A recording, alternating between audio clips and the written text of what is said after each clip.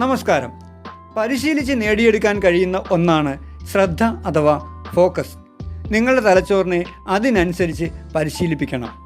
ശ്രദ്ധ കേന്ദ്രീകരിച്ച് കൂടുതൽ പ്രൊഡക്ടിവിറ്റി ഉണ്ടാക്കാൻ കഴിയുന്ന 10 കാര്യങ്ങളെക്കുറിച്ചാണ് നാം ഇന്നിവിടെ ചർച്ച ചെയ്യുന്നത്. 1. Pomodoro technique.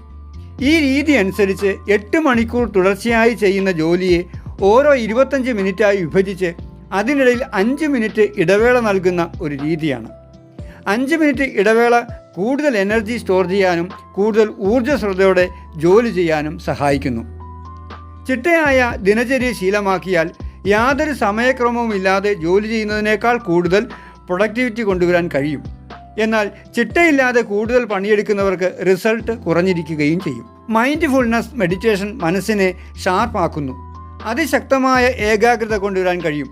ചെയ്യുന്ന കാര്യത്തിൽ അതീവ ശ്രദ്ധ കേന്ദ്രീകരിക്കാനും ദീർഘനേരം ആഴത്തിൽ പണിയെടുക്കാനുമുള്ള കഴിവ് നൽകുന്നു.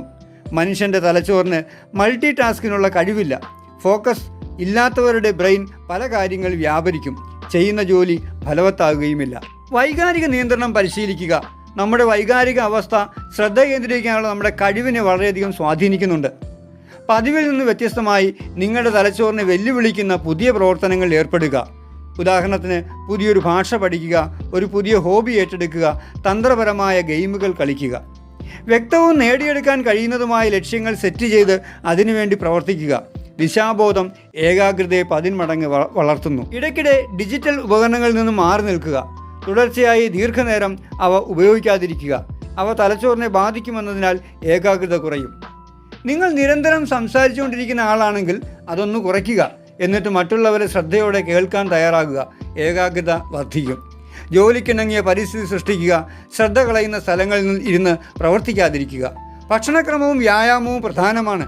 തലച്ചോറിനെ പോഷിപ്പിക്കുന്നതും മൂർച്ചയുള്ളതാക്കുന്നതുമായ നല്ല പോഷകസമൃദ്ധമായ ഭക്ഷണങ്ങൾ കഴിക്കുക. ഒമേഗ ഫാറ്റി 3 ആസിഡുകൾ, ആൻറ്റി ഓക്സിഡൻറ്റുകൾ, വിറ്റാമിനുകൾ മുതലായവ. ഒപ്പം ആവശ്യത്തിന് ഉറങ്ങുക കൂടി ചെയ്താൽ നമ്മുടെ ഫോക്കസ് വർദ്ധിപ്പിക്കാൻ നമുക്ക് കഴിയും. അങ്ങനെ നമുക്ക് ഷാർപ്പാകാനും പ്രൊഡക്ടിവിറ്റി വർദ്ധിപ്പിക്കാനും സാധിക്കും.